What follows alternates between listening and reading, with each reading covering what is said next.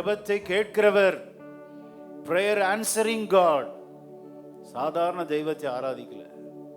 நம்ம என்ன சொல்லி கூப்பிடுறோமோ நம்முடைய தேவைகள் எல்லாம் அவர் அறிந்திருக்கிறார். ஆமென். ஆனாலும் ஜெபிக்கணும். வேதத்திலே இன்றைக்கு தியானிக்கிற ரொம்ப ஷார்டஸ்ட் பிரேயர், இருதயத்தின் ஆழத்திலிருந்து வந்த ஜெபம். அந்த ஜெபத்துக்கு உடனே பதில் கொடுத்தார் ஆண்டவர். வாசிப்போம் லூக்கா 23:42. இயேசுவை நோக்கி, ஆண்டவரே, ஆண்டவரே, நீர் உம்முடைய ராஜ்யத்தில் வரும்போது அடியேனை நினைத்தருளும் என்றார். அடியேனை நினைத்தருளும் என்றான். அல்லேலூயா. what a wonderful prayer. இந்த பூலோகம் என்பது நாம் வாழ்ந்து கொண்டிருக்கிற இந்த பூமி ஒரு மறதி நிறைந்த பூமி. செய்த நன்மைகளை அடுத்த கணமே மறந்து விடுகிறார்கள். இந்த மறதி நிறைந்த இந்த பூமியிலே இந்த ஜெபம் ஏறெடுக்கப்படுகிறது. என்னை நினைத்தருளும். ரிமெம்பர் மீ ஓ காட். ஆண்டவரே, நீர் உம்முடைய ராஜ்யத்தில் வரும்போது அடியேனை நினைத்தருளும். எவ்வளவு ஹம்பிள் பிரேயர். அடியேன் என்று சொல்லி தன்னை தாழ்த்தி ஜெபிக்கிற அருமையான ஜெபம். ஆமென். இந்த ஜெபத்தில் ஒரே ஒரு காரியத்தை நம்ம தியானிக்க போகிறோம். நினைத்தருளும். அநேகர் நீங்க வந்திருக்கலாம், எப்படி சூழ்நிலையில் வந்திருக்கலாம் அப்படின்னா, என்னை நினைக்க யாரும் இல்லை, என்னை விசாரிக்க, என் பிரச்சனைகளை மனமார்ந்து கேட்டு அருகில உட்கார்ந்து விசாரிக்க இந்த பரபரப்பான அந்த உலகத்தில் ஒருவரும் இல்லையே என்று வியாகுலத்தோடு வந்திருக்கலாம். நான் விசுவாசிக்கிறேன், இன்றைய தியானம் உங்களுடைய பெரிய ஆறுதலை கொண்டு வரும், மட்டுமல்ல உங்களுடைய இருதயத்தில் பெரிய மாற்றத்தை கொண்டு வரும் என்று அடியான் விசுவாசிக்கிறேன். அல்லேலூயா. அடியேனை நினைத்தருளும் என்று மிக கனிவான பணிவான ஒரு ஜெபத்தை செய்கிறான். அல்லேலூயா. ஒரு வசனத்தை தியானிக்கும் போது சில கேள்விகள் கேட்கணும். யார் இதை ஜெபித்தான்? எந்த இடத்தில் ஜெபித்தார்கள்? ரொம்ப முக்கியம். ஜெபம் இலவசமா செய்வது. ஆமென். அதுக்கு காசு கொடுக்க வேண்டிய அவசியமே இல்லை. சிலர் கேட்பாங்க, ஜெபிக்க எனக்கு தெரியாதே. ஒரு மழலை குழந்தை தாயாரிடத்தில் எப்படி கேட்கிறதோ, ஒரு தகப்பனிடத்தில் எப்படி தன் தேவைகளை சொல்லுகிறதோ, அதை போல ஒரு தகப்பனிடத்தில் எப்படி பிள்ளைகள் கேட்கிறதோ அதை போல நாம் ஆண்டவரிடத்தில் ஜெபித்தால், ஓ தகப்பனிலும் மேலானவர் நமக்கு இரக்கம் செய்வார். விசுவாசிக்கிறீங்களா? பொல்லாதவர்களாகி நீங்கள் உங்கள் பிள்ளைகளுக்கு நல்ல ஈவுகளை கொடுக்கும் போது பரமபிதா அவரிடத்தில் கேட்கிறவனுக்கு கொடுக்காமல் இருப்பாரோ? நன்மையானவைகளை கொடுக்காமல் இருப்பாரோ? அல்லேலூயா. தீமையை ஒருபோதும் ஆண்டவர் செய்ய மாட்டார். விசுவாசிக்கிறீங்களா? ஆமென். இது யார் ஜெபித்தார் என்றார்? ஒரு கள்ளன் ஜெபித்தான், ஒரு குற்றவாளி. யார் அவர்கள்? வாசிங்க, 33ஆம் வசனத்தை வாசிக்கலாம். லூக்கா 23:33. சேர்ந்த பொழுது அங்கே அவரையும் அவருடைய வலது பக்கத்தில் ஒரு குற்றவாளியையும் அவருடைய இடது பக்கத்தில் ஒரு குற்றவாளியையும் சிலுவைகளில் அறைந்தார்கள். இந்த ரெண்டு குற்றவாளிகள் என்று சொல்லப்பட்டிருக்கிறதே அல்லாமல் குற்றவாளியுடைய பெயர் சொல்லப்படல. அது ஏன் தெரியல. மருத்துவனாகிய லூக்கா எழுதும்போது குற்றவாளியுடைய பெயர் சொல்லல. ரெண்டு குற்றவாளிகள். குற்றவாளி என்றால் கிரேக்கத்திலே ககூர்ஸ் என்றால் தீமை செய்பவன், கடுமையான தவறான செயலில் ஈடுபட்டவன், அதுதான் குற்றவாளி. ககூர்ஸ் என்று கிரேக்கத்திலே சொல்லப்படுகிறது. கவனிங்க, இதை மத்தேயு அவர்கள் வாசிக்க வேண்டாம், 27:44 கள்ளர் என்று சொல்லுகிறார். மருத்துவனாகிய லூக்கா இவர்களுக்கு பெயர் வைக்கிறது குற்றவாளி என்று. ஆனால் மத்தேயு எழுதும்போது 27:44 கள்ளர் என்கிறார். கள்ளர் கையில். அப்போ இவர்கள் ரெண்டு பேரும் கள்ளர்கள், குற்றவாளிகள், கள்ளர்கள் என்றால் இந்த கிரேக்க பதத்தில் லெஸ்டெஸ் என்று அர்த்தம். லெஸ்டெஸ் அப்படின்னா வழிப்பறி கொள்ளையர்கள். செயினை பறிக்கிறது. நம்ம இயேசு கிறிஸ்து சொன்ன அருமையான ஓமை நமக்கு தெரியும். நல்ல சமாரியன். அந்த ஓமையிலே திருடர்கள் என்ன செஞ்சாங்க? அவனை குற்றுயிராய் அப்படி காயப்படுத்தி அவனுடையதை பறித்து கொண்டு போய்விட்டார்கள். அந்த பதத்தை தான் இங்கே மத்தேயு சொல்லுகிறார். ஆக லெஸ்டஸ் என்றால் வழிப்பறி கொள்ளையர்கள். இவனுக்கு என்ன தண்டனை கொடுக்கப்பட்டது? சிலுவை தண்டனை, மரண தண்டனை. அப்படி என்றால் மிகப்பெரிய கொள்ளையர்களா இருந்திருக்கலாம். ஒருவேளை கொள்ளை அடிக்கும் போது கொள்ளை அடிக்கப்படுகிற அந்த நபர் ஒத்துழைக்காவிட்டால் போட்டே தள்ளி இருக்கலாம். ஆக கொள்ளையர்கள் கொலையாளிகளாக மாறி இருக்கலாம். ஆகவே இவர்கள் மேல் பயங்கரமான பழி சுமத்தப்பட்டு இவர்கள் கொலைக்கு நியமிக்கப்பட்ட தண்டனைக்குள்ளானார்கள், மரண தண்டனை. இப்படி குற்றவாளியான ஒருவன், 2 பேரில் ஒருவன், அது வலதுபுற கள்ளனா அல்லது இடதுபுற கள்ளனா என்கிறது பெரிய நமக்கு சொல்லப்படவில்லை. ஒரு கள்ளன் இருக்கட்டும். கவனிங்க, ஒரு கள்ளன் ஆண்டவரை நோக்கி ஜெபித்தான். எப்படி ஜெபித்தான்? ஆண்டவரே, நீர் உம்முடைய ராஜ்யத்தில் வரும்போது அடியேனை நினைத்தருளும் என்று ஜெபித்தான். அல்லேலூயா. ஏன் இப்படி ஜெபிக்கிறான்னா, இவன் மரித்து கொண்டிருக்கிறான். கைகள் கால்களிலே ஆணிகள் கடாவப்பட்டது. மரித்து கொண்டிருக்கிற நேரம், டெத் கண்டிஷன். அப்ப ஜெபிக்க முடியுமா அப்படின்னா எஸ். ஜெபத்திற்கு யாரும் தடையே இல்லை. ஹல்லேலூயா. எந்த சூழ்நிலை ஆகட்டும், அவன் எந்த இடத்திலும் எந்த நேரத்திலும் யாரேனும் ஜெபிக்கலாம். அவன் இங்கே ஜெபிப்பது நீதிமான் அல்ல, கள்ளன், குற்றவாளி. ஹல்லேலூயா. ஆக ஜெபம் யார் வேண்டுமெனாலும் பண்ணலாம், கிறிஸ்தவர்கள் மாத்திரம் என்று அல்ல என்பதை இந்த கள்ளனுடைய ஜெபம் நமக்கு சிறந்த பாடத்தை கற்பிக்கிறது. ஹல்லேலூயா. ஆக ஜெபத்தை கேட்கிறவர். இதே போல நெகேமியா பக்தன் ஜெபித்தான். எப்படி ஜெபித்தான்? எனக்கு நன்மை உண்டாக என்னை நினைத்தருளும். ஹல்லேலூயா. இந்த காலை வேளையில ஆண்டவரிடத்தில் எப்படி இந்த சுருக்கமான ஜெபத்தை எத்தனை பேர் செய்ய முடியும்? ஆமென். அதை செஞ்சு இதை செய்யுங்க ஆண்டவர். எல்லாவற்றையும் விட அவர் நினைத்தால் நம்முடைய வாழ்க்கையில எல்லாம் நடக்கும். விசுவாசிக்கிறீங்களா? ஆமென். மனிதர்கள் பல தடைகளை கொண்டு வரலாம் உங்களுக்கு எதிராய். பயப்படாதீங்க. அது சூனியமா இருக்கலாம், மாந்திரிகமா இருக்கலாம், பொறாமையா இருக்கலாம். பொறாமையோ என்றால் அதற்கு முன்னிற்கத்தக்கவன் யார்? இன்னைக்கு அநேகருடைய பொறாமைகள் தான் சோத்திரம் உயர்வுக்கு தடையா இருக்கிறது. பொறாமையா இருக்கலாம், பில்லி சூனியமா இருக்கலாம், மாந்திரிகமா இருக்கலாம், சாபமா இருக்கலாம். எந்த சூழ்நிலையிலும் மரண படுக்கையில் இருந்தாலும் நம்முடைய ஜெபத்திற்கு தேவன் செவி கொடுப்பார். விசுவாசிக்கிறீங்களா? ஆண்டவர் சாதாரண தேவன் அல்ல. அவர் மரித்து கொண்டிருந்த போது இந்த ஜெபத்தை கேட்டார். அல்லேலூயா. ஆண்டவர் எந்த நிலைமையில இருந்தார்? சொகுசா உட்கார்ந்து இருந்தாரா? அவரும் சிலுவையிலே ஆணிகள் கடாவப்பட்டு ஆண்டவர் அவ்வளோ வேதனை அனுபவித்துக் கொண்டிருக்கிற வேளையில் ஜெபத்தை கேட்க முடியுமா? நம்ம நினைச்சே, நான் நல்லா இருந்தா உனக்கு செய்ய முடியும், நானே சாக போறேன், நான் உனக்கு என்ன செய்ய முடியும்? ஆண்டவருடைய நிலை யோசிச்சு பாருங்க. இங்க ஆராதிக்கிறப்ப யோசனை, அப்படி மரண வேதனையிலே ஒரு கள்ளனுடைய ஜெபத்தை கேட்பார் என்றால், இன்றைக்கு பிதாவின் வலது பார்சத்தில் நமக்காக பரிந்து பேசுகிற தேவன் நிச்சயமாய் நாம் ஏறெடுக்கிற எல்லா ஜெபத்தை கேட்டு பதில் அளிக்கிற தேவன். என்னை நினைத்தருளும் ஆண்டவரே. நாம் வாசித்த 115ஆம் சங்கீதம் 15ஆம் வசனம் சொல்லுகிறது, கர்த்தர் நம்மை நினைத்து. அந்த வசனத்தை வாசிங்க. ஸ்தோத்திரம். 115:15. வானத்தையும் பூமியையும் படைத்த கர்த்தராலே நீங்கள் ஆசீர்வதிக்கப்பட்டவர்கள். 15:12 வாசிக்க கேட்போம். கர்த்தர் நம்மை நினைத்திருக்கிறார். கர்த்தர் நம்மை நினைத்திருக்கிறார். அவர் ஆசீர்வதிப்பார். இஸ்ரவேல் குடும்பத்தாரை ஆசீர்வதிப்பார். அவர் ஆரோன் குடும்பத்தாரை ஆசீர்வதிப்பார். அல்லேலூயா. யார் உங்களை நினைக்கிறாங்களோ இல்லையோ, கர்த்தர் நினைத்திருக்கிறார். விசுவாசிக்கிறீங்களா? பல மனிதர்களால் மறக்கப்பட்டு நீங்கள் வந்திருக்கலாம். பயப்படாதீங்க. கர்த்தர் இந்த காலை வேளையில மீண்டும் மீண்டும் இந்த வசனத்தை எனக்கு கூட்டிக் கொண்டே இருக்கிறார்.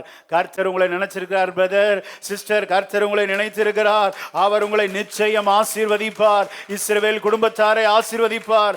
ஆரோன் குடும்பத்தாரை ஆசீர்வதிப்பார். அல்லேலூயா, ஆமென். நெகேமியா ஜெபித்தான். என்ன ஜெபம்? வாசிக்க கேட்போம். நெகேமியாவின் புஸ்தகம் 5:19. என் தேவனே, நான் இந்த ஜனத்துக்காக செய்த எல்லாவற்றின்படியும் எனக்கு நன்மை உண்டாக என்னை நினைத்தருளும்.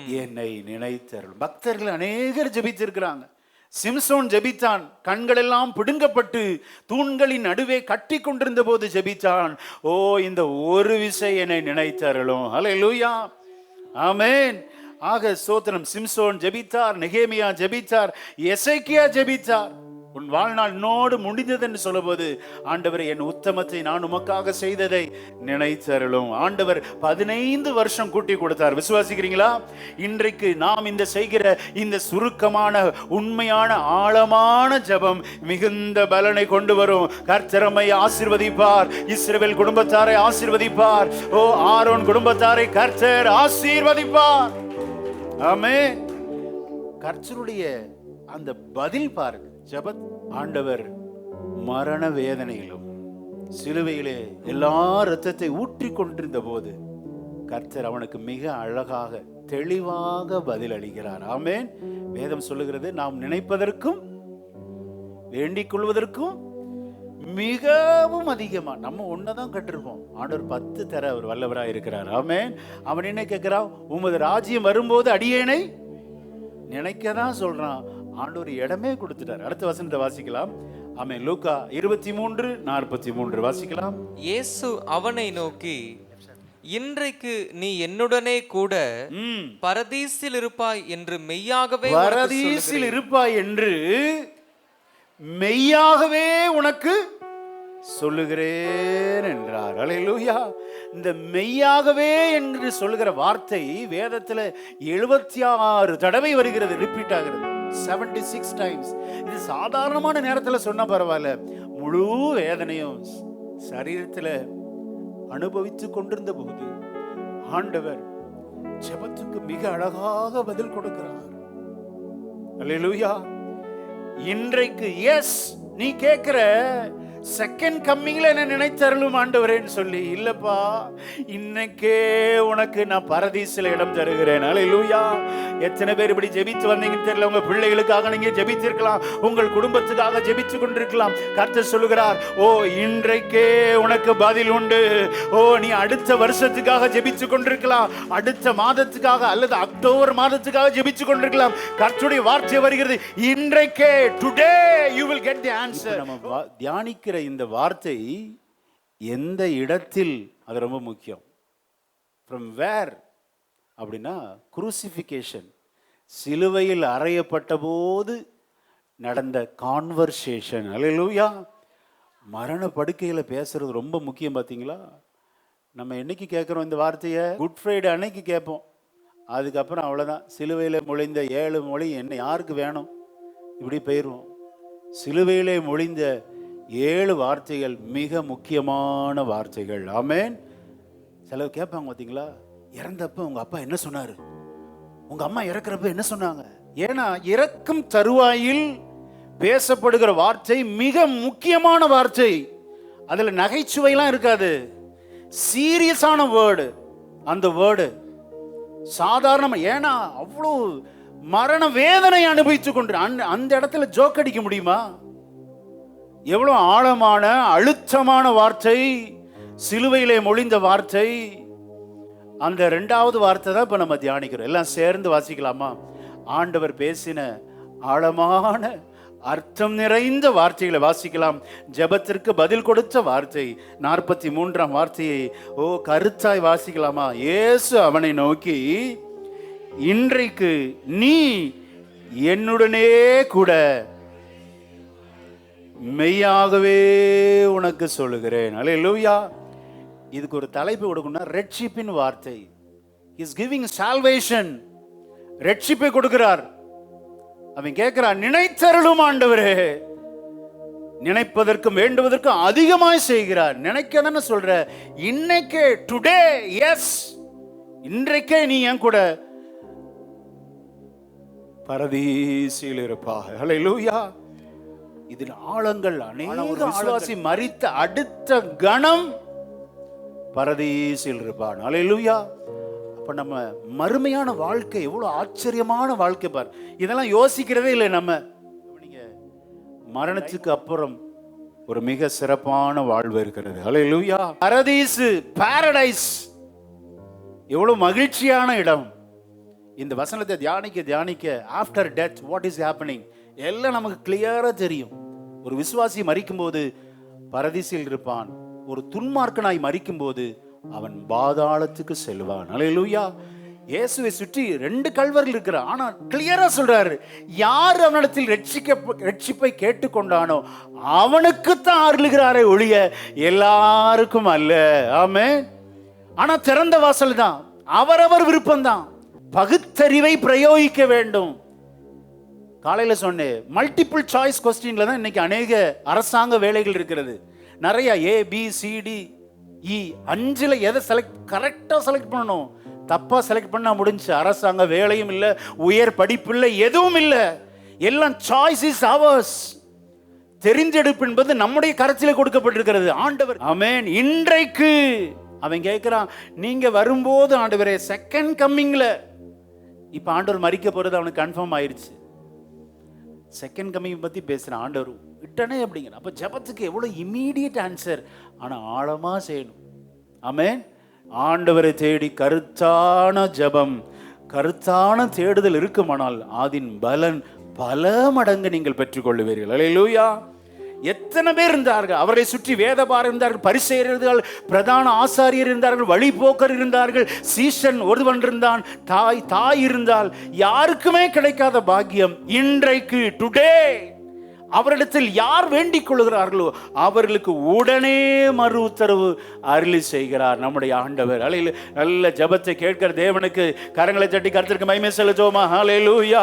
ஓ, இன்றைக்கு நீங்கள் ஜெபித்து விட்டு வந்திருக்கலாம். ஜெபம் கேட்கப்படலையே, கால தாமதம் ஆகிறதே என்று சொல்லி வந்திருக்கலாம். உண்மையாய் ஜெபித்த தாய்மாரே, தகப்பன்மாரே, கர்த்தர் உங்களை பார்த்து சொல்கிறார், இன்றைக்கே கர்த்தர் உனக்கு தயை செய்வார். இந்த மாதமும் வாக்கு தத்தமும் அதுதானே சொல்லுகிறது. இன்று உனக்கு தயை செய்த கர்த்தருக்கு ஸ்தோத்திரம். ஹல்லேலூயா. 100% விசுவாசிக்கிறேன். தாய்மாரே, தகப்பன்மாரே, உங்கள் பிள்ளைகளுக்காக, குடும்பத்திற்காக ஏறெடுத்த உண்மையான ஜெபம் அங்கீகரிக்கப்பட்டிருக்கிறது. ஹல்லேலூயா. நாம் தியானிக்கிற இந்த கான்வர்சேஷன், உரையாடல் எந்த இடத்தில் நடந்தது என்றால் சிலுவை பாடுகள். ஆமென். சிலுவை பற்றிய உபதேசம் கெட்டு போகிறவர்களுக்கு பைத்தியம், ரட்சிக்கப்படுகிற நமக்கோ தேவ பலனாய் இருக்கிறது. Power of God. Because we are meditating crucifixion.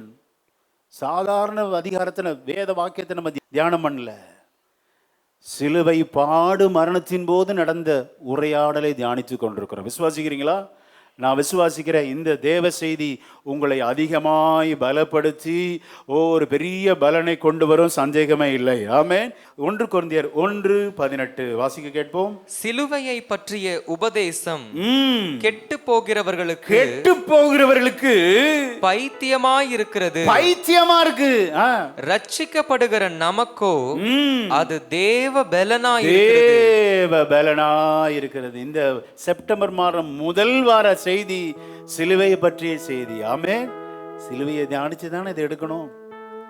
இது ஒரு ஆசாரமாக்கிட்டாங்க அநேகர், ஒரு கடமையா மாத்திட்டாங்க. பரிசுத்த பந்தி என்பது சிலுவையை குறித்த தியானம். ஆமென். நான் வருகிற வரை என்னை நினைவு கூறும்படி இதை செய்யுங்கள் என்றால், சிலுவை பாடுகளை நினைவு கூறாத பரிசுத்த பந்தி ஒன்றுக்கும் உதவாது. மிக சிறந்த ஒரு ஜெபம், கள்வனின் ஜெபம். ஆமென். இந்த ஜெபத்தின் பின்னணி நம்ம தியானிக்கணும். கான்வர்சேஷன், உரையாடல். 3 பேரை இறந்து கொண்டிருக்கிறாங்க. அருள்நாதர் இயேசுவும், வலது பக்க கள்வன், இடது பக்க கள்வன். மரித்து கொண்டிருக்கிற நேரம் பேசப்படுகிற வார்த்தை வாசிக்கலாம். ஒரு கள்வன் பேசுகிறான், ரட்சிக்கப்படாதவன். என்ன பேசுறான்? லூக்கா 23:39. அன்றியும் சிலுவையில் அறையப்பட்டிருந்த குற்றவாளிகளில் ஒருவன், நீ கிறிஸ்துவானால் உன்னையும் எங்களையும் ரட்சித்துக்கொள் என்று அவரை இகழ்ந்தான். இவனே செத்துக்கிட்டு இருக்கிறான். கேலி கிண்டல் எங்க பண்றாங்க பாரு. ஆண்டவரை பார்த்து கிண்டல் பண்றான். ஒருத்தன் இறங்கி வார், நீ கிறிஸ்துன்னு எல்லாரும் சொல்றாங்களே, உம்முடைய சிலுவைக்கு மேலே எழுதி வைத்திருக்கிறாங்க. என்ன எழுதி வைத்திருக்கிறாங்க? 38ஆம் வசனத்தை வாசிக்கலாம். இவன் யூதருடைய ராஜா என்று கிரேக்க பாஷையிலே, லத்தீன் பாஷையிலே, எபிரேய எழுத்துக்களில் எழுதி 3 பாஷையிலே எழுதி வைக்கப்பட்டிருக்கிறது. அவருக்கு மேலாக வைக்கப்பட்டது. கிண்டல் பண்றதுக்காக எழுதி வச்சாங்க, நகைச்சுவைக்காக எழுதி வச்சாங்க. ஆனால் அதுதான் உண்மை. ஹல்லேலூயா. இவர்கள் கேலி கிண்டல் பண்ண, பரியாசம் பண்ண, கிரேக்கு பாஷை, லத்தீன், எபிரேய மொழியிலே சிலுவைக்கு மேல எழுதி வச்சிருக்கிறாங்க. நீர் உண்மையான ராஜாவென்றால் இறங்கி வாரும், எங்களையும் ரட்சியும் என்று அறைகூவல் விடுகிறான், இகழ்கிறான். ஒருத்தன் மட்டும் இகழ்ந்தான் நினைக்கிறீங்களா? லூக்கா ஒருத்தன் மட்டும் தான் சொல்றாரு. ஆனா மத்தேயு டீடைலா எழுதியிருக்காரு. மத்தேயு எழுதினவன் சுவிசேஷம் 27:44. அவரோட கூட சிலுவைகளில் அறையப்பட்ட கள்ளரும் அந்தபடியே அவரை நிந்தித்தார்கள். நிந்தித்தான் போட்டிருக்கா. நம்ம ஒரு கள்வன் பெரிய யோகியன்னு நினைக்கிறோம். இல்ல, 2 பேரும் பேசியிருக்கிறாங்க. நீர் கிறிஸ்துவானால் சிலுவையிலிருந்து இறங்கி வாரும், உன்னையும் எங்களையும் ரட்சித்துக்கொள். 2 பேரும் பேசியிருக்கிறாங்க. யாரோட சேர்ந்து பேசியிருக்கிறாங்க? மத்தேயு 27:41. பிரதான ஆசாரியர், வேதபாரகர், மூப்பரும் பரியாசம் பண்ணி. வேற யாரு? 39 வசனத்தை வாசிங்க. அந்த வழியாய் நடந்து போகிறவர்கள் தங்கள் தலைகளை துலுக்கி. வழிபோக்கர்கள், பிரதான ஆசாரியர், வேதபாரகர், மூப்பர் எல்லாரும் பரியாசம் பண்றாங்க. அவர்களோடு சேர்ந்து யாரும் பரியாசம் பண்றாங்க? 2 கள்ளர். எனக்கு ஷாக் என்ன அப்படின்னா, ஆச்சரியம் என்னன்னா, எப்படி ஒருத்தன் மட்டும் திடீர்னு மனம் மாறினான்? 2 பேரும் சேர்ந்து நிந்தித்திருக்கிறார்கள். ஒரு கள்வன் மாத்திரம் எப்படி ரட்சிக்கப்பட்டான்? என்ன நடந்தது சிலுவையிலே? 2 பேருக்கும் பேர் என்ன? குற்றவாளி. மத்தேயு கொடுக்கிற பேர் கள்வர். குற்றவாளி, கள்வர், ஒரே தொழில், ஒரே பெயர், ஒரே வாழ்க்கை, ஒரே வரலாறு. நல்ல கவனிங்க, ஆழமான கருத்துக்கள் உண்டு. அதுக்காகவே தான் சொல்றேன், இவ்வளோ பெயரிட்டு சொல்றேன். ஒரே வாழ்க்கை, ஒரே தொழில், 2 பேரும் கள்ளமாறு, குற்றவாளிகள், ஒரே வரலாறு, ஒரே தண்டனை. இவனுக்கு மட்டும் கூட வேதனையா? 2 பேருக்கும் ஒரே வேதனை. 2 பேரும் ஈக்குவலா இருந்தாங்க. 2 பேரும் நிந்திக்கிறார்கள். 2 பேரும் சிலுவைக்கு சம தூரத்தில். இவனும் கரெக்டான டிஸ்டன்ஸ் அறையப்படுறான். எல்லாம் பெர்ஃபெக்டா பண்ணிருப்பாங்க. ரட்சிக்கப்பட்ட கள்வன் மட்டும் பக்கத்துல இருந்திருப்பானா? இல்ல, 2 பேரும் சம தூரத்தில் இருந்தார்கள். ஒரே வேதனை அனுபவித்துக் கொண்டிருந்தார்கள். 2 பேரும் மரித்து கொண்டிருந்தார்கள். ஒருவனுக்கு மட்டும் வாழ்க்கை இல்லை. அப்படின்னா யோசிச்சு பார்த்தேன், ஒருவன் மட்டும் எப்படி? how it is happening? salvation. 2 பேரும் ஆண்டவர் இயேசப்பா சிலுவையை சுமந்ததை பார்த்தார்கள். சிலுவையிலே ஆண்டவர் பரியாசம் பண்ணினதை கேட்டார்கள். இவர்களும் சேர்ந்து பேசினாங்க. எல்லாரோடும் சேர்ந்து பரியாசம். 6 மணி நேரம் ஈக்குவலா கொடுக்கப்பட்டது. 2 பேருக்கும் சமமான நேரம். ஒருவன் மட்டும் ரட்சிக்கப்பட்டான், ஒருவன் ரட்சிக்கப்படலைங்க. காரணம் என்ன? ஒருவனுடைய இருதய கடினம். ஒருவன் இருதயத்தை இழக்கினான், இழகி மணந்திருக்கு. நமக்கும் இங்க கொடுக்கப்படுகிற தேவ செய்தி எல்லாருக்கும் ஒன்று, அப்படிதானே? பெண்களுக்கு மட்டும் தனியாவா? எல்லாருக்கும் ஈக்குவல். ஆனா யார் யார் எப்படி ஏற்றுக்கொள்கிறோம், அது ரொம்ப முக்கியம். பாத்தீங்களா? சில சொல்லுவாங்க, பாஸ்டர் இன்னைக்கு அவர் வரல, பாஸ்டர் அவர் மட்டும் வந்திருந்தா அவருக்கு தான் இந்த தேவ செய்தின்பாங்க. That is totally wrong. ஒவ்வொரு கொடுக்கப்படுகிற தேவ செய்தி ஒவ்வொருவருக்கும். ஆமென். அவருக்கு, இவருக்கு, இன்னாருக்கு அந்த புள்ளி வரல. முக்கியமான புள்ளி எதுக்கு? வந்திருக்கிற நீங்கள் பாக்கியவான்கள். ஆமென். அங்க பேதுரு இல்ல, 11 சீஷர்கள் இல்லையே, ஒரு சீஷன் மட்டும்தான், யோவான் மட்டும்தான் அங்க பக்கத்துல இருந்தான். நம்ம நினைப்பெல்லாம் என்ன, யாருக்கோ பேசுறாரு. கவனிங்க, கொடுக்கப்படுகிற தேவ செய்தி வாய்ப்புகள் எல்லாருக்கும் ஈக்குவலுங்க. ஆண்டவரிடத்தில் பாரபட்சம் இல்லை. மனிதன் முகத்தை பார்க்கிறான், தேவனோ இருதயத்தை. அவருடைய இருதயத்தை யாரும் மறைக்க முடியாது. நம்முடைய இருதயத்தை அவருக்கு எல்லாம், அவருக்கு முன்பாக சகலமும் நிர்வாணமாக இருக்கிறது. கர்த்தர் எல்லாருக்கும் ஒரே வாய்ப்பு தான் கொடுப்பார், பாரபட்சமற்ற தேவன். ஆனா எப்படி நம்ம ஏற்றுக்கொள்கிறோங்கிறது தான் ரொம்ப முக்கியம். 2 பேரும் ஆண்டவரை பார்த்தனர். 50 கிலோ எடையுள்ள அந்த சிலுவையை ஆண்டவர் சுமந்து கொண்டு வந்ததை 2 பேரும் ஒரே பார்வையை பார்க்கிறாங்க. ஆண்டவரை இகழ்ந்து பேசினதை 2 பேரும் சரிக்கு சமமா கேட்கிறார். ஒருத்தன் செவிடு இல்ல, எல்லாமே ஈக்குவலுங்க. ஆனா ஒருவன் மாத்திரம் மனம் திரும்பினான், ஒருவன் மனம் திரும்பவில்லையேன்னு பெரிய சங்கடம் எனக்கு. காரணம், அவனுடைய இருதயம் கடினப்பட்டது. இவர்கிட்ட போய் கேட்கணுமா? இவர் என்ன பெரிய கிறிஸ்துவா? இருதயம் கடினம். தேவனிடத்தில் அநேகர் வருவதில்லை. இந்த காலை வேளையில இந்த கல்வனை போல நம்ம இருதயத்தை இளகினவர்களாய் விட்டு கொடுப்போம் என்றால் நம்முடைய ஆண்டவர் நமக்கு இரட்சகராக வெளிப்படுவார். விசுவாசிக்கிறீங்களா? அப்படி இல்லாட்டி சாதாரண மனிதனா தான். மற்ற ரட்சிக்கப்படாத கல்வனுக்கு சாதாரண மனிதன், அவரை இகழ்ந்தான். கவனிங்க, இகழ்ந்து பேசுறான். ஆனா இவன் எப்படி மாறிட்டான்? திடீர்னு மாறிட்டாங்க. லூக்கா 23:40 வாசிங்க. மற்றவன் அவனை நோக்கி, ஒருவன் இகழ்ந்துட்டானா 39 வசனத்துல. இப்ப 40 வசனம் மற்றவன் என்று சொல்லுகிறார். அவருக்கு பேரே சொல்லல லூக்கா. நீ இந்த ஆக்கினைக்கு உட்பட்டவனாய் இருந்தும் தேவனுக்கு பயப்படுகிறதில்லையா? யாரு பேசுறா? நீதிமானாக்கும், பரிசுத்தவானா, குற்றவாளி, கொலை தண்டனையால் மரணத்துக்கு பாத்திரவான் பேசுறான். அப்பா, நீ இந்த ஆக்கினைக்கு உட்பட்டவனாய் இருந்தும் யாரை பத்தி பேசுறா? தெய்வ பயத்தை பத்தி பேசுறான். இப்படி திடீரென்று மனமாற்றம், மரிக்கும் தருவாயில் கூட மனமாற்றத்தை எம்பெருமான் இயேசு ஏற்றுக்கொள்வார். ஐயா, அல்லேலூயா, ஆமென். ஆண்டவருக்கு தேவை மனம் திரும்புதல். ஆமென், சோத்திரம். மனம் திரும்பாத 99 நீதிமான்களை பார்க்கிலும் மனம் திரும்புகிற ஒரே பாவி நிமித்தம் பரலோகத்தில் மிகுந்த சந்தோஷம். டெய்லி மனம் திரும்பிக் கொண்டே இருக்க வேண்டும். ஆமென், அல்லேலூயா. மனம் திரும்புங்கள், பரலோக ராஜ்யம்.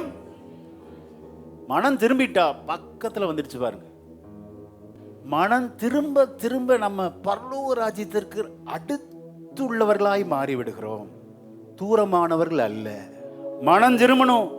இவன் எனக்கும் சேர்த்து சொல்ற பிலிப்பியர் 2:12 நம்மை மிரட்டுகிற, நமக்கு ஒரு பெரிய சவால் நிறைந்த வார்த்தை. ஆமென். அதை வாசிக்கும் போதெல்லாம் பயப்படுவேன். வாசிங்க, பிலிப்பியர் 2:12. ஆதலால் எனக்கு பிரியமானவர்களே, நீங்கள் எப்பொழுதும் கீழ்ப்படுகிறபடியே நான் உங்களுக்கு சமீபமாய் இருக்கும் பொழுது மாத்திரமல்ல, நான் தூரமாய் இருக்கிற இப்பொழுதும் அதிக பயத்தோடும் நடுக்கத்தோடும் உங்கள் ரட்சிப்பு நிறைவேற ஆமென் பிரயாசப்படுங்கள். அல்லேலூயா. அந்த கடைசி வார்த்தை எல்லாம் சேர்ந்து வாசிக்கலாமா? நம்ம இருதயத்துல பதிச்சு வச்சுக்கணுங்க. எப்பேற்பட்ட பரிசுத்தமான இருக்கலாம். நம்ம எல்லாரும் நீதிமான்கள் தான், இல்லைன்னு சொல்ல. இயேசுவின் இரத்தத்தால் கழுவப்பட்ட நீதிமான்கள். ஆனால் கடைசி வரை நாம் இந்த ரட்சிப்பை காத்துக்கொள்ள வேண்டும். ஆமென். எல்லாம் சேர்ந்து வாசிக்கலாம். அதிக பயத்தோடும் நடுக்கத்தோடும் உங்கள் ரட்சிப்பு நிறைவேற பிரயாசப்படுங்கள். ஆமென். அப்ப இன்னும் ரட்சிப்பு நிறைவேறல. எத்தனை பேர் இடையிலேயே போயிட்டாங்க பாருங்க. ஆண்டவரை விட்டு போயிடுறாங்க. நான் ஊழியம் செய்கிறேன்னு சொல்றாங்க. நிற்கிறவன் தான் விழாதிருக்கபடி எச்சரிக்கையாயிருக்க கடவன். எப்போ கால் சறுக்குன்னு தெரியாதுங்க. கிருபையை பிடித்து கொண்டே இருக்க வேண்டும். இன்னைக்கு நம்ம பரிசுத்தவான் தான், நேற்று ஆனா நாளைக்கு இருப்போமா? இருக்கணும். வாஞ்சிக்கணும், நாடணும், தேடி வரணுங்க. கடைசி வரை இந்த ரட்சிப்பு நிறைவேற பிரயாசப்பட்டு கொண்டே இருக்க வேண்டும். ஹல்லேலூயா. நம்முடைய கம்பேரிசன் எப்போதும் ஆண்டவரே சார்ந்திருக்க வேண்டும். ஹல்லேலூயா. என்னை அழைத்தவர் மகா பரிசுத்தர். பரிசுத்தர் சொல்லியிருக்கிறார், நான் பரிசுத்தராய் இருக்கிறது போல நீங்களும் உங்கள் நடக்கைகள் எல்லாவற்றிலும். ஆமே.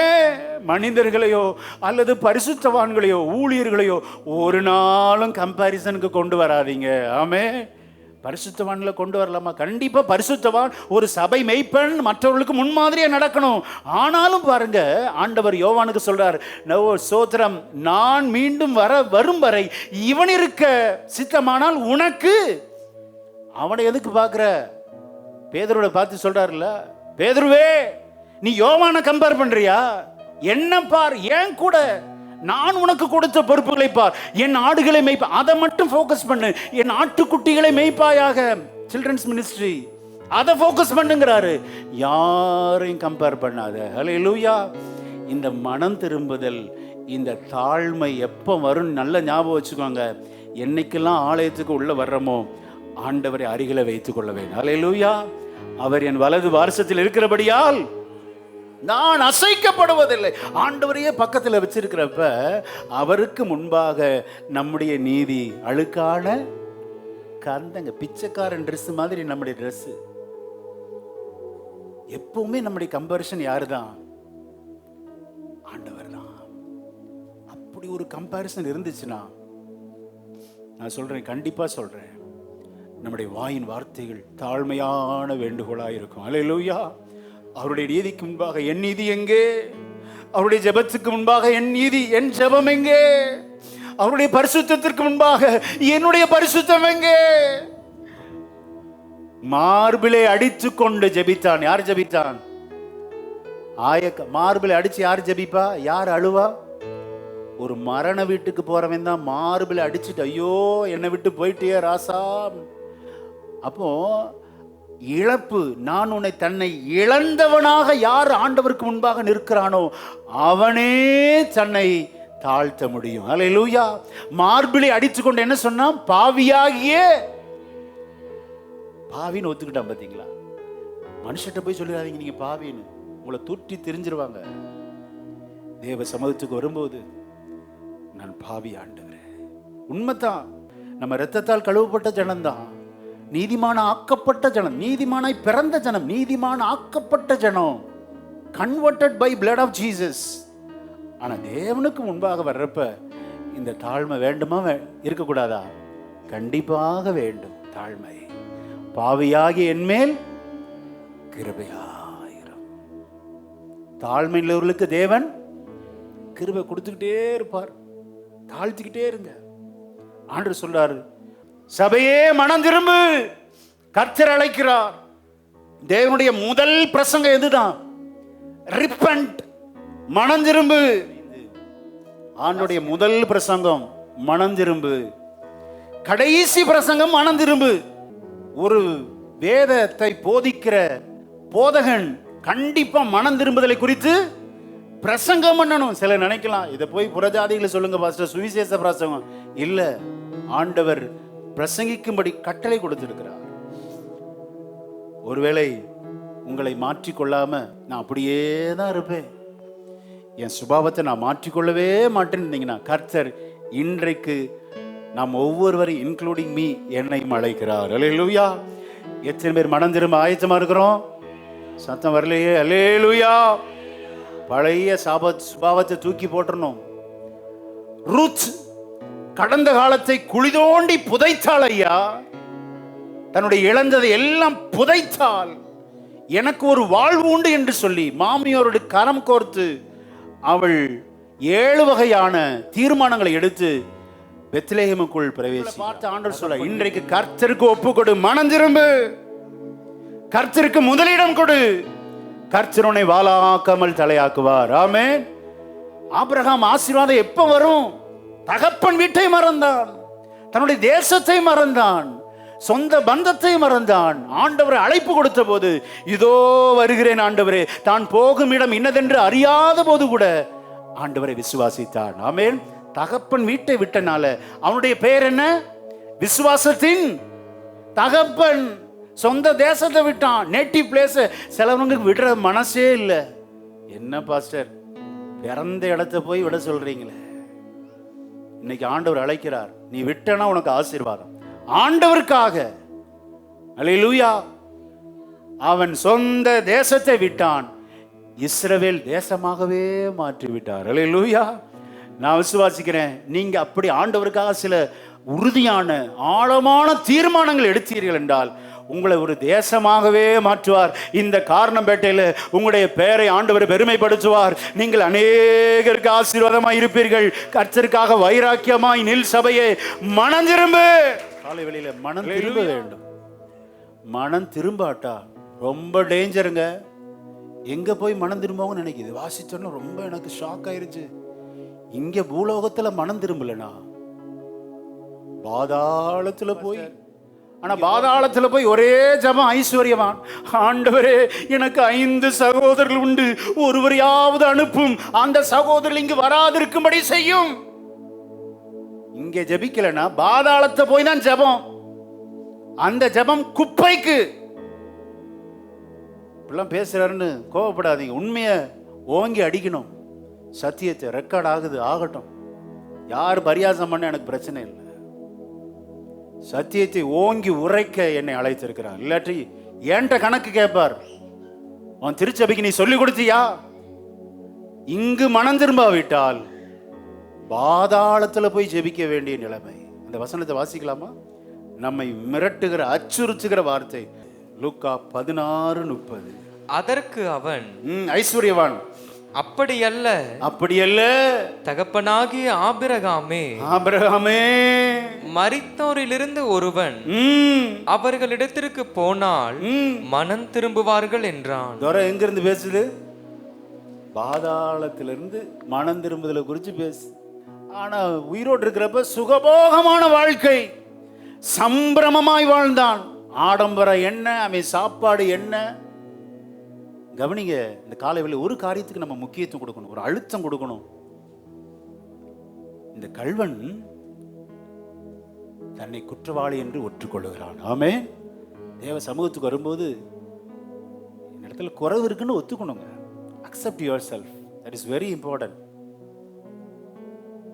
யாராவது சொன்னாங்கன்னா ஏற்றுக்கொள்ளுங்க. கமெண்ட்ஸ் தப்பு பண்ணி ஏற்றுக்கொள்ளுங்க.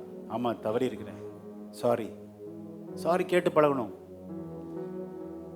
இந்த கள்வன் ஜெபத்திற்கு முன்பாக தன்னை குற்றவாளியாக அர்ப்பணிக்கிறான். ஆமென். யாருடைய ஜெபம் கேட்கப்படும்? இருதயத்திலே அக்கிரம சிந்தை கொண்டிருந்தானால் தேவன் உன் ஜெபத்திற்கு செவி கொடார். இவன் அக்கிரம சிந்தை எடுத்து போட்டு தன்னை குற்றவாளியாக அர்ப்பணிக்கிறான். அந்த வசனத்தை வாசிக்கலாம். 23:41. நாமோ நியாயப்படி தண்டிக்கப்படுகிறோம். நாமோ யார சொல்றான்? கவனிங்க, யாரை கம்பேர் பண்றா? நாம் சொல்லி இவன். நான் ஒரு வலது பக்க கல்வனை இமேஜின் பண்ணிக்கோங்க. வலது பக்க கல்வன் தான் ரசிக்கப்பட்ட கல்வன் ஞாபகம் வச்சு. நாமோன்னு சொல்லி யாரை பார்த்து சொல்றான்? இப்படி எட்டி பார்த்துருக்கணும். இப்படிலாம் எட்டி பார்க்க முடியுமா? சிலுவையில் அரைஞ்சப்ப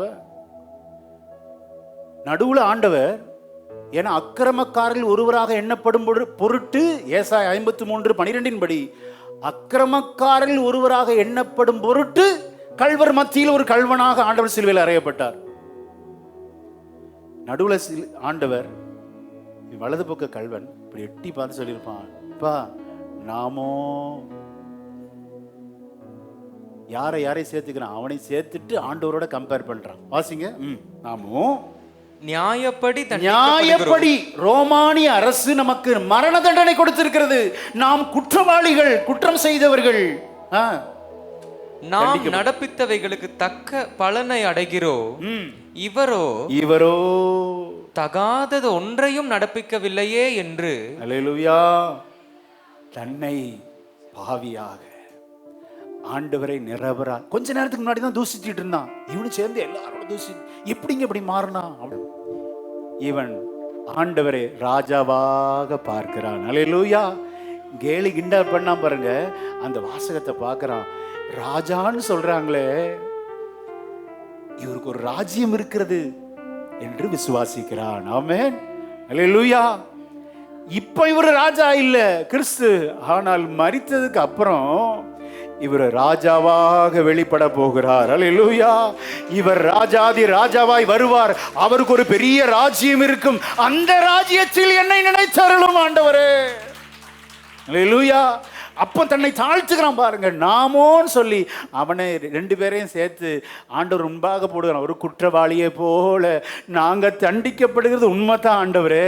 நாங்கள் ரோமானிய பேரரசால் தண்டிக்கப்படுகிறோம். நாங்கள் குற்றவாளிகள், நாங்கள் கள்வர்கள், கொள்ளையர்கள், நாங்கள் வழிப்பறி கொள்ளையர்கள், உண்மைதான்.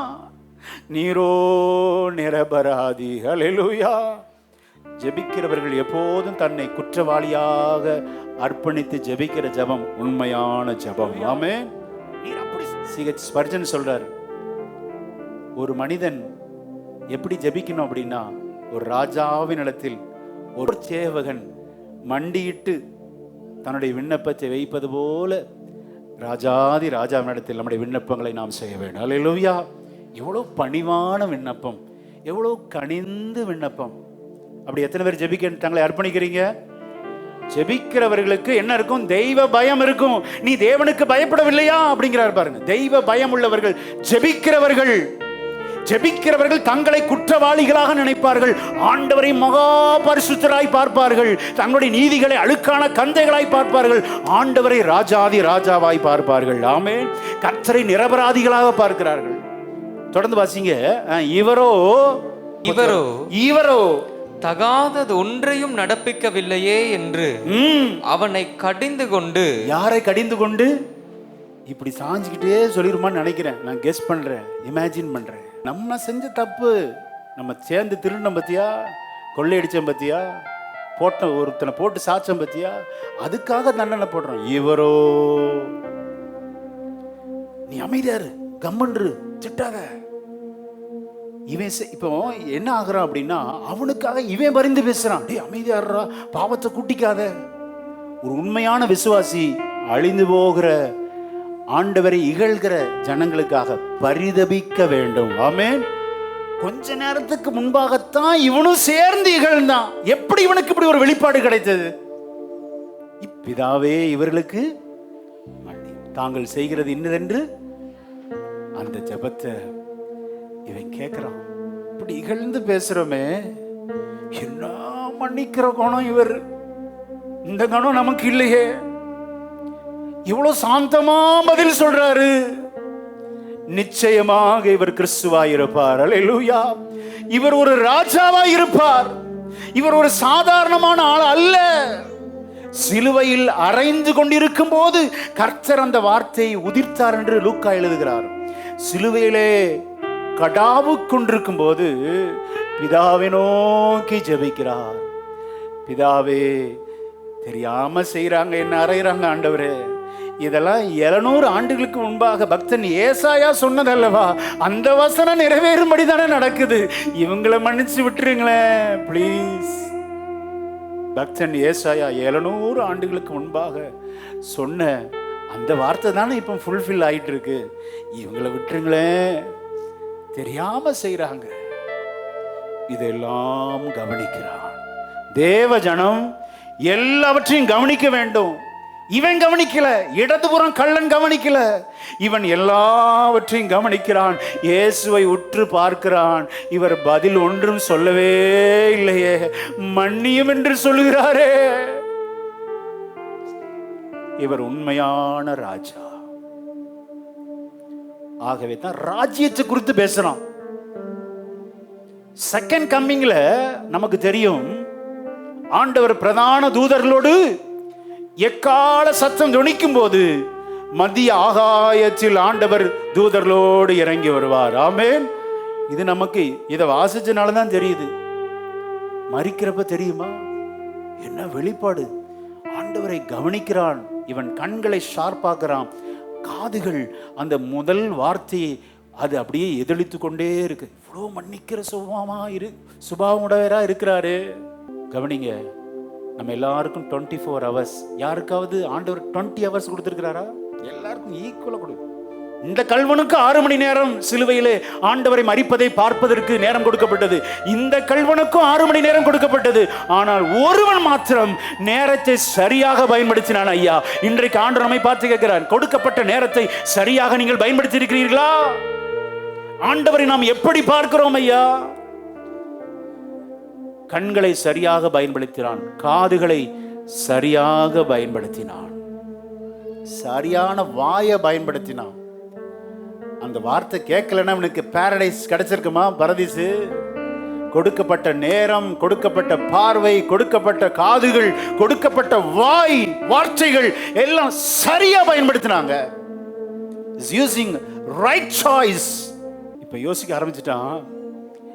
இப்ப என்னால ஒண்ணும் செய்ய முடியாது, நற்கிரியை செய்ய, தானம் தர்மம் பண்ண முடியாது, கைகள் கடாவப்பட்டிருக்கிறது, நன்னடத்தையினால நான் ப்ரூஃப் பண்ண முடியாது, என்னை நினைத்தருளும் ஆண்டவரே.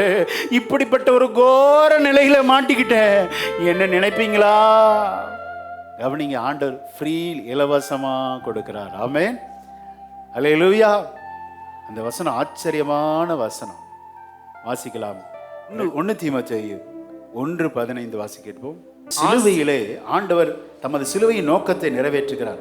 பாவிகளை ரட்சிக்க கிறிஸ்து இயேசு உலகத்தில் வந்தார் என்கிற வார்த்தை உண்மையும் எல்லா அங்கீகரிப்புக்கும் பாத்திரமுமானது. அல்லேலூயா.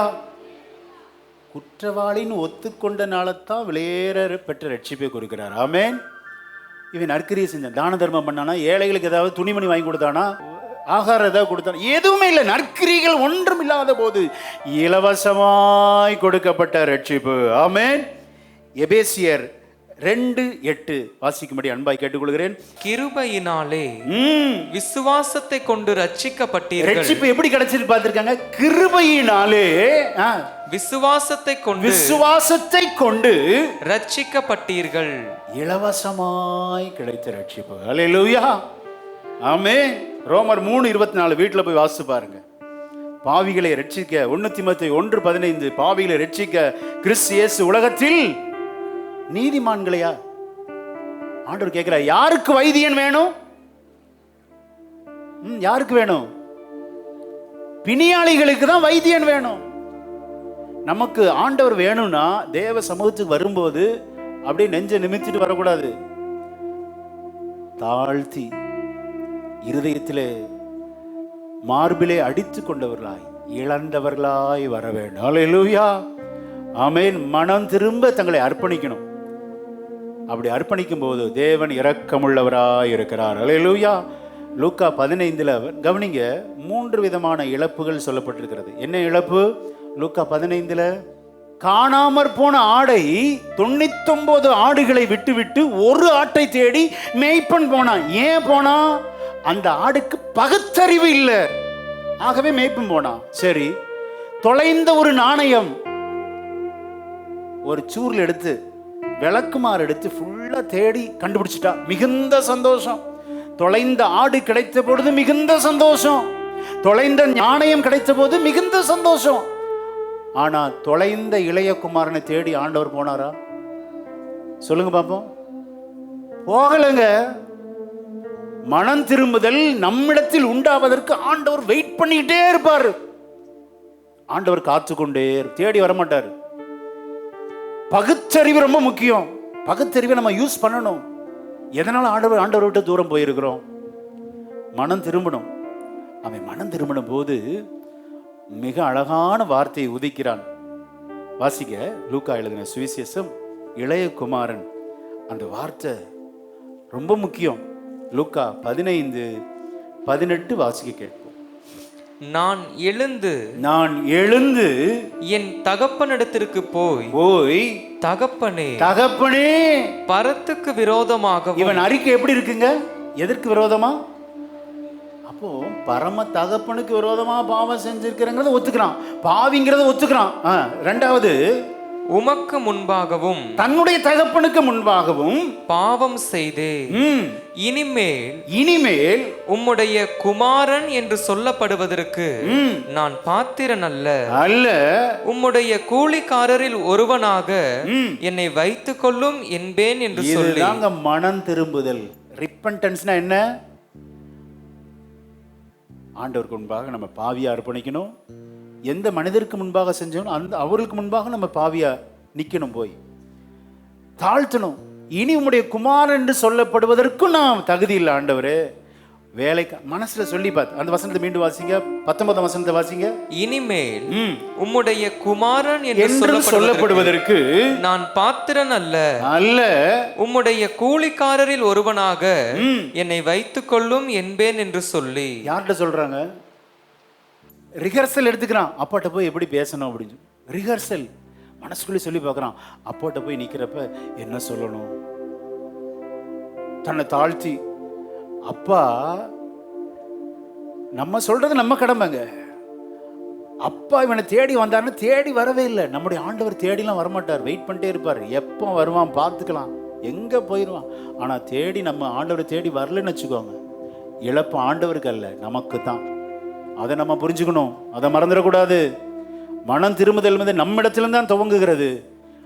ஆனா எழுந்து புறப்பட்டு ஹல்லேலூயா இதை போய் சொல்றான். அப்பா காதிலே வாங்கிக்கல, ஓடி கட்டி அணை. மனம் திரும்பிட்டா பரம தகப்பனுக்கு என்ன சந்தோஷம். ஹல்லேலூயா. அவன் குளிக்காம இருந்தான், பன்னி கூட தவிட்ட தின்னுட்டு இருந்தான். பன்னி மேய்க்கிற உடம்புல எப்படி இருக்கும் ஸ்மெல்லு, பயங்கர ஸ்மெல் இருக்கும். காலில் செப்பல் இல்லை, வஸ்திரம் இல்லை, வஸ்திரத்தை உடுத்தினான், மோதிரத்தை போட்டான், பாதரட்சி எதுவுமே இல்லை அவனுக்கு, வச்சனம் அறகுறையான வஸ்திரம். ஆனால் தகப்பன் அந்த அன்பு பாருங்க, ஓடி போய் கட்டி அணைத்து. மனம் திரும்பிட்டா என்ன சந்தோஷம். வீட்டில் கொளுத்த ஆடு அடிக்கப்படுகிறது. ஆமேன். நம்ம மனம் திரும்பும் போதெல்லாம் பரலோகம் சந்தோஷப்படுகிறது. ஆமேன். ஹல்லேலூயா. மனம் திரும்பணும், மனதை மாற்றிக்கொள்ள வேண்டும். ஹல்லேலூயா. ஒரே ஒரு வசனத்தை வாசி முடிக்கிற. அடுத்த வசனத்தை வாசிங்க. லூக்கா 23:42. இயேசுவை நோக்கி ஆண்டவரே. இப்ப இதுக்கு முன்னாடி நிந்தித்தார்கள் போட்டிருக்கு. ஆண்டவரேன்னா இப்ப ஒரு கிறிஸ்துவ பார்த்துட்டான். வாசிங்க. நீர் உம்முடைய ராஜ்யத்தில் வரும்போது அடியேனை நினைத்தருளும் என்றார். கர்த்தரை ராஜாவாக பார்க்கிறான். கர்த்தருடைய ராஜாவாக பார்த்தது மாத்திரமல்ல, அவருக்கு ஒரு ராஜ்யம் உண்டு என்று நினைக்கிறான். அது மீண்டும் வரப்போகிற ராஜ்யமாக பார்க்கிறான். ஹல்லேலூயா. என்னை நினைத்தருளும் அப்படின்னா என்ன? ஏங்க இவனே சாக போறான். நான் இதெல்லாம் தியானிக்கிறப்ப என் மனசுல ரொம்ப வேதனை என்ன அப்படின்னா, என்னை சேர்த்தான் சொல்றேன், நம்ம எவ்வளோ பிரயாசப்படும் இந்த சரீர நன்மைக்காகத்தான். இப்போ இவன் சாக போறான். செத்துட்டா இவனுக்கு அடுத்த ஒரு வாழ்க்கை இருக்குன்னு எப்படி தெரியும்? பயங்கரமான ரெவலேஷன். திருப்பி ஒரு செகண்ட் கம்மிங் வருது, ராஜ்யம் வருது. அப்போ உள்ள ஒரு ஆத்மாவை கண்டு கொண்டான். ஹல்லேலூயா. மனம் திரும்புகிறவர்களுக்குள் ஒரு பெரிய மாற்றம் என்ன அப்படின்னா, ஆத்மாவுக்கு இம்பார்ட்டன்ஸ் கொடுப்பாங்க. இன்னைக்கு நிறைய பேர் சர்ச்சுக்கு வரல. காரணம் என்ன? ஆத்மா எக்கேடு கெட்டு போனா என்ன, எனக்கு சம்பாத்தியமே முக்கியம். வருத்தப்படாதீங்க, இப்படிலாம் பேசுறேன்னு சொல்லி. ஆத்மாவை குறித்து பாரம் இல்லாதவர்கள், சபைக்கு வராதவர்கள். எவ்வளவு வேதனையா இருக்கு தெரியுங்களா? சரீரத்துக்கு எவ்வளவு முக்கியத்துவம் கொடுக்கிற. சரீரம் ஒரு வாடகை வீடு. இந்த வீட்டை குடிபெயர்ந்து கைவேளை அல்லாத ஒரு வீட்டிற்கு போக வேண்டிய எல்லா நாட்களும் உண்டு. மனிதனுக்கு ஒரு பிறப்பு உண்டு, ஆனால் இறப்பு உண்டு நிச்சயங்க. எவ்வளவு நாள் சரீரத்துக்காக ஓடுவ? நான் கேட்கிறேன். சரீரம் வேணும், ஆனா ஆத்மாவுக்கான இன்வெஸ்ட்மெண்ட் இருக்கா? முதலீடுகள் இருக்கிறதா? ஞாயிற்றுக்கிழமை இந்த 2 மணி நேரம் தானே, அதுல 1 மணி நேரம் லேட்டா வர்றோம். நம்ம எவ்வளவு இன்வெஸ்ட் பண்றோம் சொல்லுங்க. முதலீடு எவ்வளவு கம்மியா இருக்குங்க. இந்த சிலுவையிலே மரித்து கொண்டிருந்த கள்வன் ஒன்றை அறிந்து கொண்டான். இந்த சரீரம் மரித்து போகும், எனக்குள் இருக்கிற ஆத்மா அது நினைத்தருளப்பட வேண்டும். என் வாழ்க்கை இந்த சிலுவை மரணத்தோடு போய்விடக் கூடாது. ஆத்துமாவை குறித்து எத்தனை பேருக்கு ஐயா தாகம், எத்தனை பேருக்கு கரிசனை உண்டு? இன்றைக்கு மரித்தால் நாம் எங்கே போவோம்? That is my question. இன்றைக்கு மரணம் வந்தா எங்க போவோம் சொல்லுங்க? இந்த சரீரத்துக்கு எவ்வளவு முக்கியத்துவம் கொடுக்கிறோம். வாக்கிங் போறோம், ஜாகிங் போறோம், எக்ஸசைஸ் பண்றோம், மருந்து மாத்திரைகள், ஆரோக்கியமான உணவு எடுத்துக்கொள்வதில் எத்தனை கவனம். What about your soul? ஆத்மாவை குறித்த என்ன இருக்கிறது? எத்தனை பேர் உபவாச ஜெபத்துக்கு வர்றோம்? இடைப்பட்ட நாட்கள் வர்றோமா? வாக்குத்தத்த ஆராதனை எங்கே? ரொம்ப வருத்தங்க. சபை வரணும். இன்கம்ல மட்டும் இன்கிரிமெண்ட் வேணும். போன மாச சம்பளத்தோட அடுத்த மாசம் சம்பளம் இன்கிரிமெண்ட் வேணும். அடுத்த வருஷம் இப்ப 10,000 20,000 வேணும். ஆனா ஆவிக்குரிய வாழ்க்கையில வர வர தேய்ந்து அந்த ஞாயிற்றுக்கிழமை கடைசி ஒரு அரை மணி நேரம் வந்து தலையை காமிச்சிட்டு ஓடிடுறது. அது வர்றதே இல்லை. மாசத்துக்கு ஒரு தடவை அட்டண்டன்ஸ். ஆவிக்குரிய காரியத்தில் வர வர கழுத தேஞ்சு கட்டரும்.